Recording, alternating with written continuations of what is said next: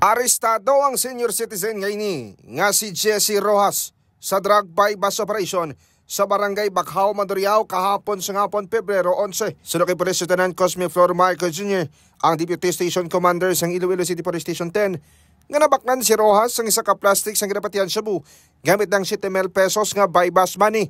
Na-recover sa iya posisyon ng anong pagid ka plastic sa ginapatian droga nga nagabugat sang 5 grams kag may market value nga 34,000 pesos. Sunod pa sa pulis, sunod sa 2 ka semana ang monitoring kay Rojas. Tubtob na dakpan kag nahibaluan sa nasambit na nga barangay nagakuha sang supply kag kung kaysa nagabaligya man sa ilang lugar sa barangay MH del Pilar sa Haro. Base naman kay Rojas, ginpanginiwala sini nga nagabaligya sang droga pero aminado nga nagagamit bangod sa impluwensya sang iya nga grupo. Napatikayon hindi nga drug bypass operation sang mabaklan sang aton nga police pusher buyer, aton nga subject sang isa ka plastic sachet containing suspected siya worth 7,000 pesos, sir. Sa pagkandak naton sang validation sa iya, sir, bali ang aton nga subject ang area operation so nagakadto sa Bacau. Sa karon mga ka-K5 nakahunong naman sa Police Station 10 si Rojas kay nagapangatumbang sang kaso sa pagrapas sa Republic Act 9165 o kanang Comprehensive Dangerous Drugs Act of 2002.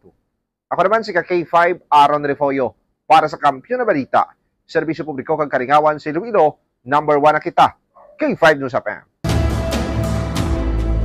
Ang ining balita ang ginadulong sa inyo sang DTX Coffee Mix. Himo sa natural nga sangka pareho sang amarkuso, chia seeds, sugared cane extract powder. DTX Coffee Mix. Nakakapi ka na, naka-detox ka pa. DTX Coffee Mix. Mabakal sa mga butika.